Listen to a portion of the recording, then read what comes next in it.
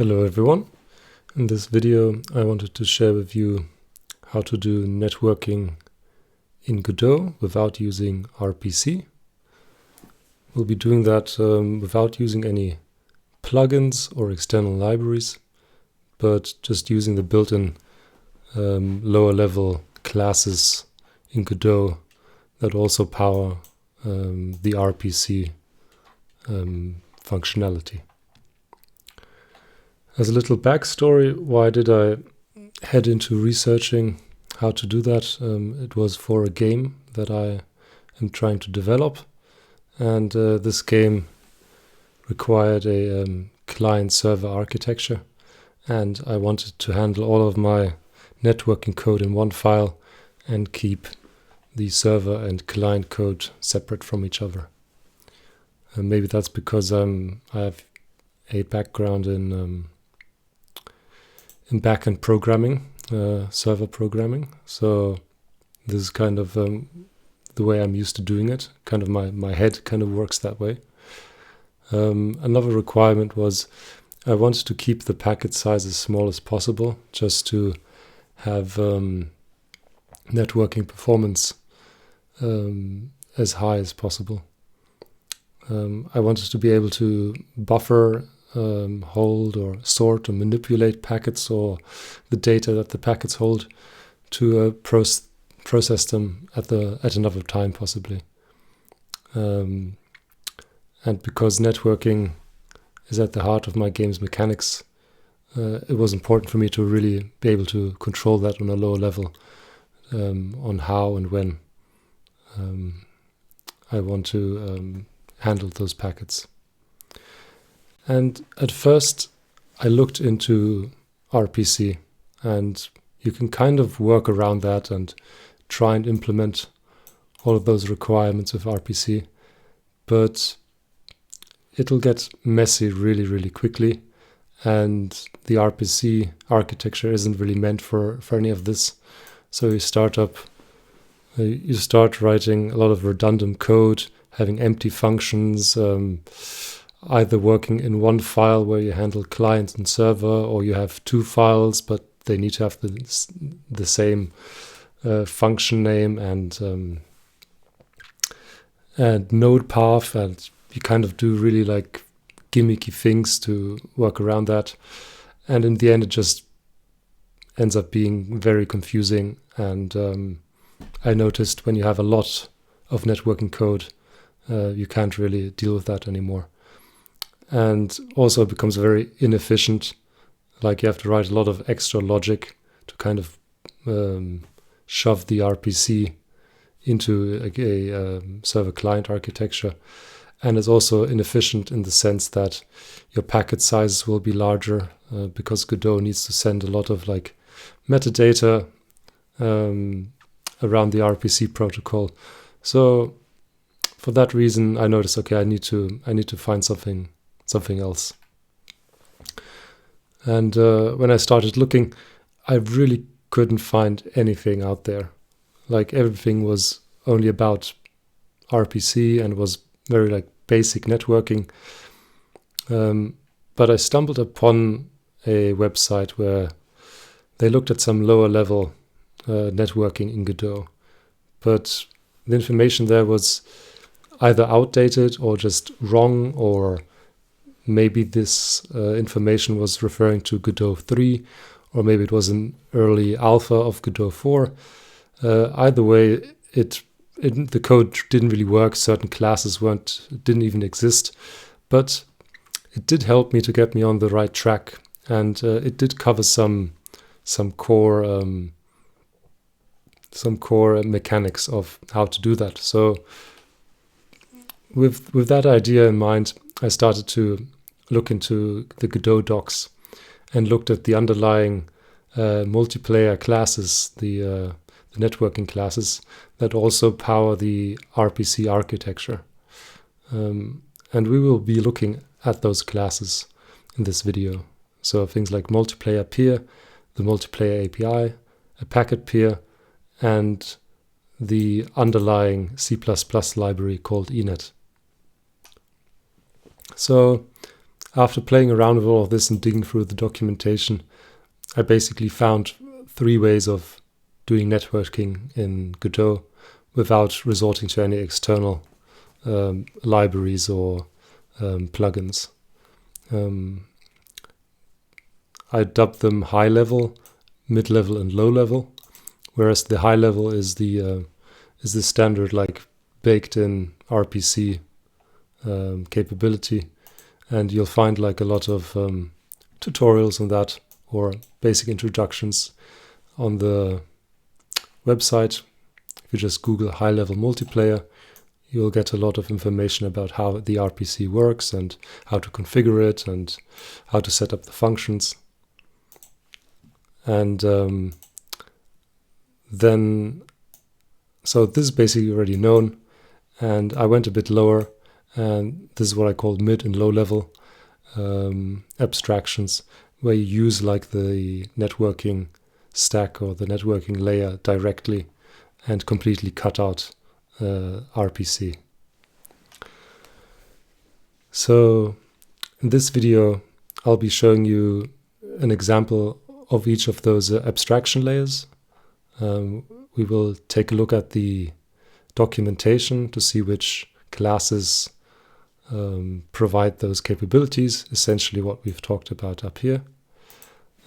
So that'll empower you to set up your own networking depending on your needs. And I'm not an expert myself. Maybe you guys will figure things out, how to make things work better, or maybe you found a mistake in what I'm telling you, and just let me know down in the comments in that case. And we'll be looking at some differences, pros and cons of each attempt. So to start things off, we'll just have a look at what we already know in Godot. So that's the RPC, and we'll be setting up a server-client relationship and kind of run a hello world program, and we will be using a hello world program for each one of those lower level abstractions. So this just gives us a nice starting point, a nice entry point into the idea, and we will be slowly departing from that bit by bit the lower we go. So if we look here at the constants, we're just defining our IP address of the server, our port, and how many clients we are taking. We are setting up our network backend. In this case, it's so-called multiplayer, ENet multiplayer peer backend. So if you look at the documentation of ENet multiplayer peer, it's just a child of multiplayer peer. A multiplayer peer is kind of a general like class, you could nearly say like an interface where a lot of other classes inherit from. So in this case, we're using the ENet implementation, but there are also multiplayer peers for WebRTC and WebSocket. So they just provide you with the networking capability that underlies your RPC or the multiplayer API. Once we've done that, we'll connect some events up front, and we'll connect them on the multiplayer object. That is going to be our general API that we have access to all over our code. So this is the multiplayer API, and we can do like very basic queries to that multiplayer API, like who was the sender of the RPC call, what is the unique ID of this host, of this instance, game instance, for example, and other things, checking if it's the server instance and things like that. So those capabilities are available, as well as those signals that we have here. And we're taking use of that. We're making use of that. Next, we're creating a server, and we're creating a client. And in the end, we are assigning our backend to the multiplayer peer attribute on the multiplayer API. So we have access to it at some later point. Then we can set up our RPC functions, and we can listen to the connect and disconnect events. With this example, I'll be sending a message once a peer connects. So essentially, once the client gets a connect event from the server, and the server gets a connect event from the client. So we'll have two events. And we're going to run this now. And you see here, we have two instances. So usually that is not possible in Godot to run two instances. But if you go to the editor and click on the debug tab and go down here, run multiple instances, you can decide how many instances we are running. So that will make Godot run two instances. And when we start up our script, it will first try and create a server. And if this fails, this means like the server port is already like occupied by a different instance. It will try to create a client. So that kind of explains this setup and why this automatically creates a server and a client. Down here in our debug window, we now see those messages. The server was created, the client was created, and we are able to send those messages over the network and receive them on the other side, each with the sender and the recipient unique ID, which are automatically created and assigned by the multiplayer API, so we don't have to deal with that. So this is basically what we know already. And next we're going to look at the lower level networking, how we can cut out RPC and use the networking layer directly. So this is what I call the mid-level abstraction, because it kind of is very similar to what we did previously.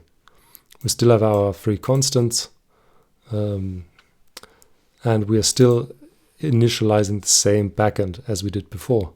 We are connecting the same, we are connecting to the same signals, and we are doing the same setup code for creating a server and a client, and we are assigning the backend to the multiplayer API.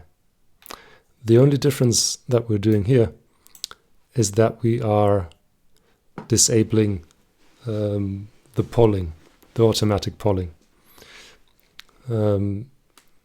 Godot automatically checks the network connection if anything has come in, any packet or RPC call in this case, or in the previous case, or any kind of events.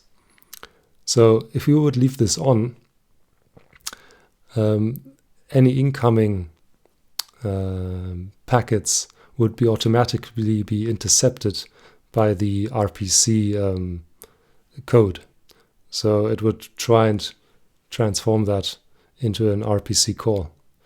So by turning this off, we will have to manually query for those packet events. And that's what we're going to do here in our idle function. We're going to manually poll the backend for any available packets, which we're doing here. So first we're polling, and then we are getting the available packet count. Just so you find your way around all of those functions, where to find them, we can take a look at the documentation of the ENet multiplayer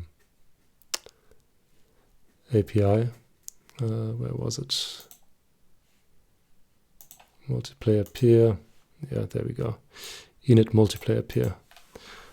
So you'll have some functions here, like our create server and create client functions, but the poll function and get available packet count doesn't appear here. And that was something that was kind of confusing to me, especially you have like so many objects and it's sometimes hard to figure out what is doing what and which functions to call. So I forgot, like, it inherits from other classes, and thus it inherits the capabilities as well. So sometimes, in case you're missing a capability, a function in the documentation, just check what its parent classes, what capabilities they have. So if we check here, we'll find some useful functions that we will use in just a bit, looking at what is the transfer mode or the channel and things like that. And here we have the poll function, but we still don't have our get available packet count function, and that is one layer deeper. So that is in the packet peer class, and here's our function. So that way you can find what you're looking for. Now, back to our polling function. So we're going to get the available packet count. So that's all the packets when they come in on the interface. They're going to be put into a queue, and we have to pull each packet or handle each event out of this queue. So we're going to do that. We're going to set up a loop, and then we're going to query all of that information. So those are the functions I talked about earlier. So we can get our peer ID. That is the ID of the sender, who sent this package. We'll get the channel on which the packet was sent. In case you don't know what channels are, I'm not sure if it is unique to ENet, to the ENet library, or to the UDP protocol underneath. But if you want to learn a bit more about it, you can go to the ENet project website and go on features and architecture, and that way you can learn a bit about channels. It's a pretty nice feature. It kind of allows you to have like packet handling or incoming packets that don't block each other. So it's kind of a asynchronous. Those are kind of asynchronous channels, which is kind of nice. But I won't go into this now. And then we have our transfer mode. That is essentially the same as in Godot. ENet calls them a bit different. So you have your packets that come in order and are reliable. Then you have your ordered but unreliable and unordered unreliable. So those are your transfer modes. And in the end, we'll actually fetch the packet itself. So it's very important here that we call those query functions before we get the packet, because the query always pertains to the packet that is still in the queue. So once we call the get function, it gets pulled from the queue, so that is gone. So if you would call this after getting the packet, all of those queries would either have no information in them or would pertain to the packet after the one we are currently using. So that's kind of important to know. Here I'm just printing all of that information in a convenient way. And down here we have the same signals that we can handle, and once a peer connects, I'm going to send a message over the network. This time we're not going to use RPC. but we are going to use the peer itself to send it. And the peer is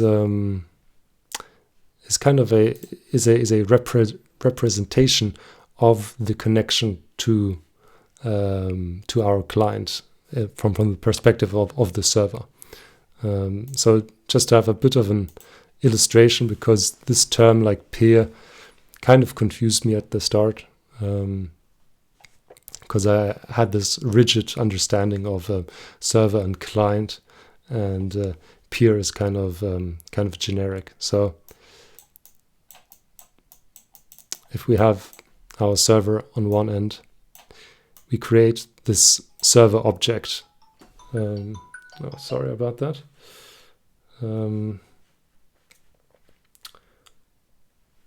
So we create this server object that takes care of our networking capabilities. And the ENet library calls this a host. So whoever establishes a connection or wants to establish a network, even if it's on the client side, we always create a host object. That's where we feed in our IP address, our port, things like that. And this host then keeps a count of peers. Yeah. So those are kind of representations on the server side of the client. So if we have like several clients that connected to the same server, the server would keep several peer instances, like peer objects, which is our interface to communicate with the actual client. The client itself also has a peer object. Kind of feels redundant, but this is the representation for the connection. So this is also a peer, but in the case of the client, he only has one peer, and that represents the server itself. So, but this is the interface to the server. So when the client wants to send something, it will use the peer object to send something, and when the server wants to send something to one of its clients, it will use the peer object of this client. Okay, so that is kind of just to get you an overview of how the ENet library thinks of networking. So we're going to get one of those peers, and we can do that by querying the backend, giving it a ID, and getting the peer back. And if we look at the documentation, ENet packet peer, so that is just a specific implementation of a packet peer. So there again, like you can see, there are different kind of backends that are available to us as packet peers. But we are using the ENet library, so this is going to be our packet peer. And here we have again a lot of capabilities that we can use. And there's also the so-called send function. And this allows us to send a packet to that peer. And that is essentially what we're doing. So we're first getting our peer. We are setting up our message. We're going to very basically encode them into a binary format. We'll use the var to bytes function for that. It's a global function. If you want to know a bit more about packet encoding, you can look at my other video about custom encoding, and we'll have a channel. And we'll use all of that information to send to the other side. And we also have a transfer mode flag, as I've talked about earlier. In this case, we're just taking the flag called reliable. If we take a look at the documentation, go down a bit. Here are those constants with the three different transfer modes. So we've got this set up. Let's run it. Okay. If you look at our output, we're getting basically all of the same information that we had earlier, but we can also inspect the raw packet, which is kind of nice. We've set up our custom encoding. We are still taking advantage of the multiplayer API, which assigns us an ID for each connecting peer. So in this case, this will be the server ID, and this will be the client ID. So this is kind of still like hooked into the multiplayer API. So we can do queries like, is this the server, yes or no?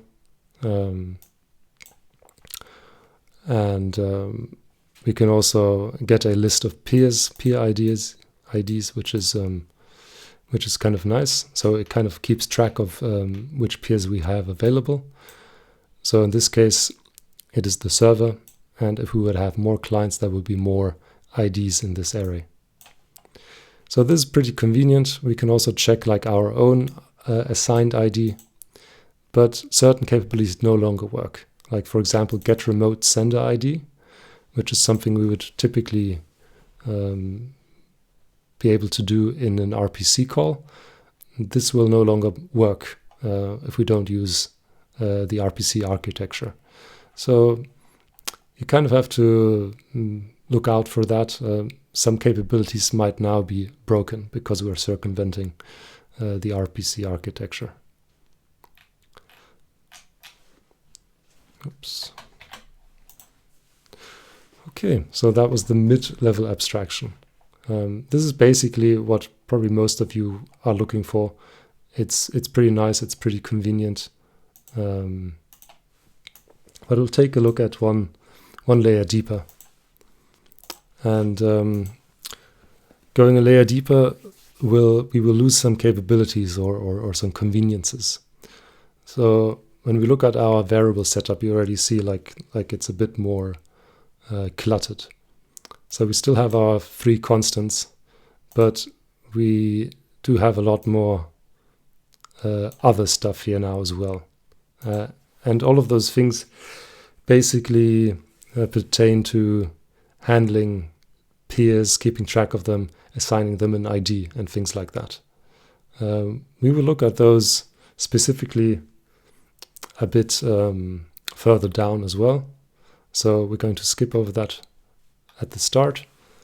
But one important thing is our backend has changed. We are no longer like using a multiplayer peer for that anymore. Like we are no longer utilizing the multiplayer integration, but we are using the ENet connection class, which is an actual wrapper class around the ENet library, which is also like described here in the description. So we are just using ENet now directly for creating a server and a client and talking with each other. So that's why the initialization code has changed a bit from the previous two examples. So we're using the ENet function names to initialize the network. But essentially, it is still the same. We are creating a server by using this function. And once we have successfully created a server, we will assign our ID to the server ID. Server ID is one that is just like the tradition how Godot does it, so I'm kind of keeping this tradition. And I'm setting up an ID of this host because now we no longer have the multiplayer API that keeps track of that. So we'll have to do that manually. Also, we're no longer able to query if this is the server. So I'll just set that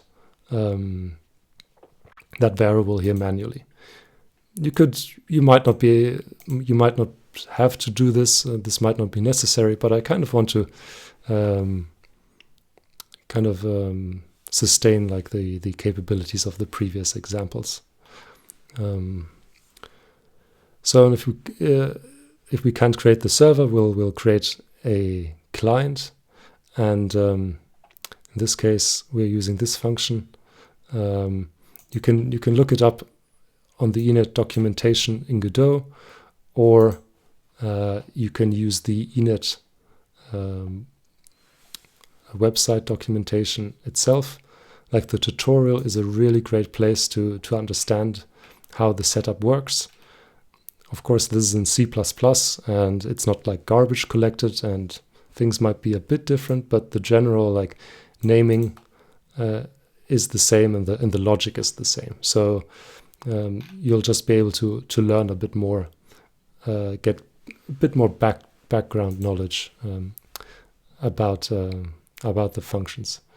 We're creating a host, and this just says how many connections do we want to have, and because this is going to be a client, we only want one connection, and that's to the server, so we're reducing that.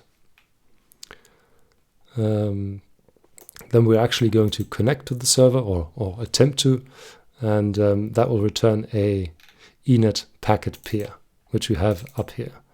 And because we are the client, it really makes sense to just store the server peer as a separate variable, because that's the only thing that we are working with, and it's kind of easy to reference that way.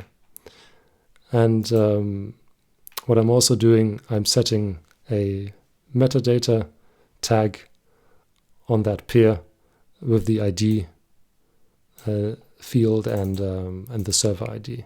So I'm just doing that so every peer holds an ID. It kind of makes it easier to debug things and look up the ID. And we'll do the same later with the server, with the peers of the server.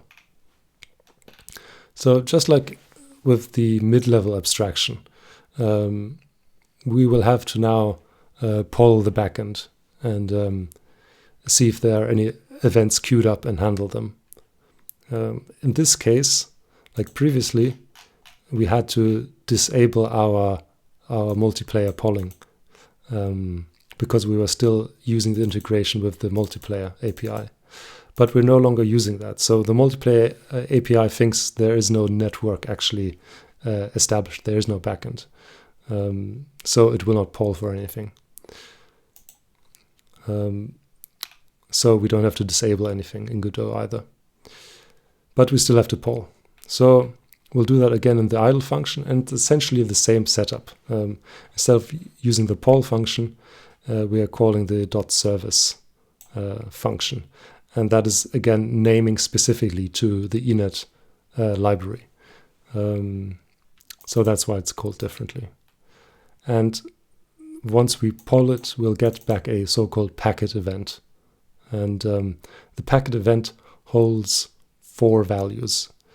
And that is like inside of an array. And the first value is the event type. The second is the actual peer. So it's not the peer ID, but it's the actual peer object, like here. And some metadata, which is usually empty. Like, you can use it in certain instances.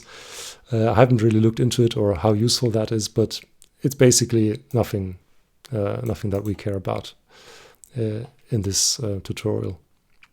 And we'll have the channel.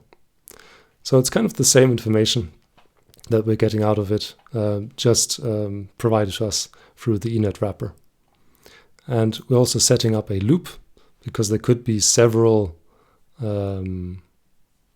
events inside of the queue, and we need to make sure that the queue is empty before we end this procedure.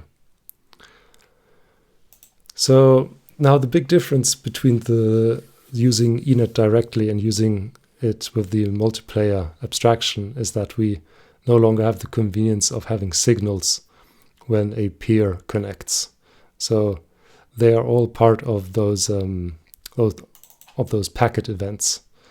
So we'll have like an error event, we'll have a connect event, a disconnect event, and a receive event.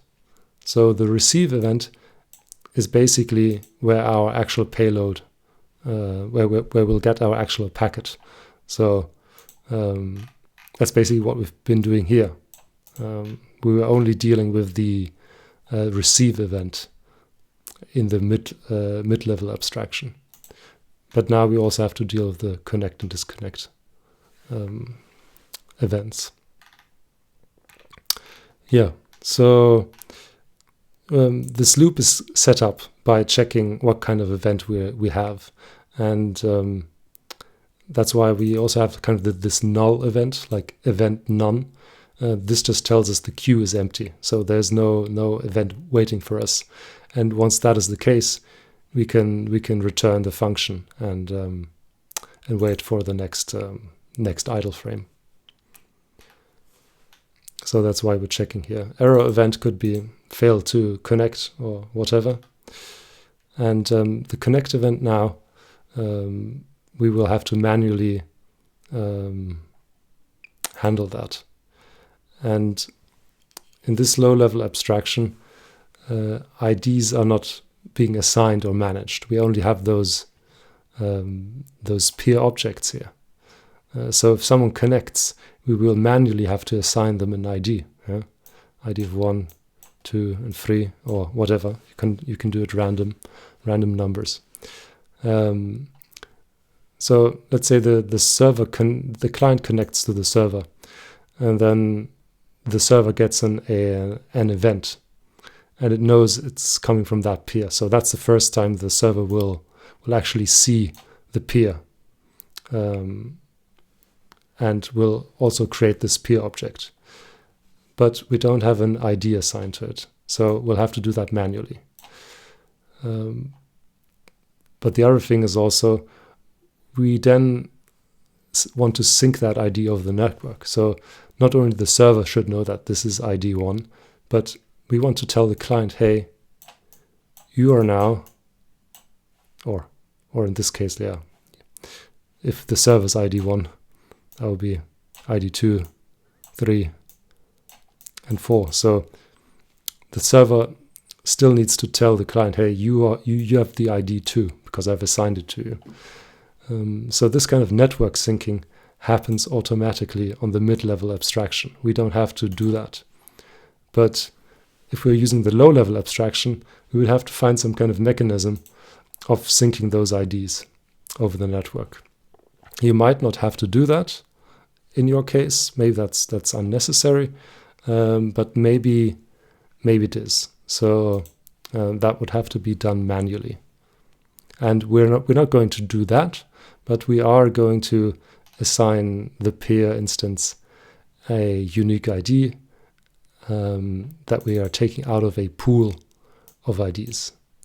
And I wasn't sure if I needed to include this into this video, but I kind of felt like that I wanted to do it because it kind of illustrates maybe an advantage of the even lower level abstraction, is that we could use IDs that fit into a single byte.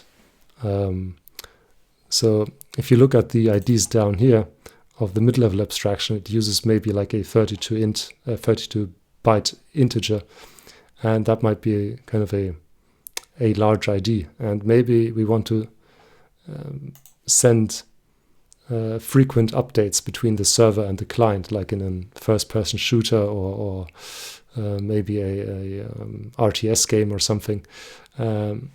And you always want to send this ID back and forth as well.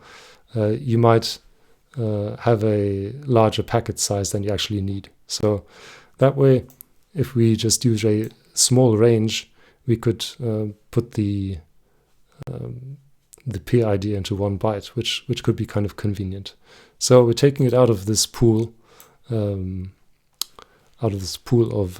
numbers, and then we're going to assign it to a dictionary, just to have a place where to store all of those peers, all of those clients. And that is essentially what we're doing here. I'm also setting the meta tag of that peer object, because those objects here, they are persistent. They don't just appear, or they're not like created once an event comes in, but once there has been a connection to the server will keep a persistent instance of this object at all times. So if we assign an ID to this peer, it will stay there forever until the client disconnects or the object is destroyed. So I'm not sure if Godot automatically destroys the peer object once the client has disconnected. You would have to figure that out yourself. But so that's why it's safe to set the ID tag. And after that, because it's our hello world example, we'll just use that peer to send a message back. And that's what we've done here. Here with the disconnect event, we are basically just freeing up that ID again and putting it back into the pool. Yeah. So let's take a little look at this, at the output. So we're getting the same output essentially. We're getting the raw packet here as well, and we'll get the decoded packet message here. And inside of that message, there's the ID of the peer, and that we've assigned. So in case of instead of having a real big number, we only have like the number 2, because that's our first client that connects. So it gets assigned the number 2. In the receive event, that's the actual stuff that we will have to handle. So you might want to set up a switch statement of depending what kind of packet it is that we're receiving. We might want to handle it with different functions. And we're essentially doing the same thing as in the mid-level abstraction. We are getting the binary packet and decoding it with the bytes to var function, and then printing it out. And to be able to keep this loop running until it is empty, we have to poll the backend each time we have taken a package. So yeah, that is essentially it. That is our low-level abstraction. I think the mid-level abstraction is probably what most people will want to use if they don't want to use RPC. It's pretty convenient. It's pretty simple. You have a lot of control over how you'd want to do things. The only difference is basically the peer ID handling. It's done automatically here, and in the low-level abstraction, you would have to set that up yourself. Not sure if it's always worth it. As I've said, it might be worth it for some people if you really want to reduce that packet size, but in most cases it probably won't be. Okay, that's the end of the video. I hope it helped someone. Please leave your comments, experiences, corrections, opinions down below, and I see you in the next one. Thank you for watching.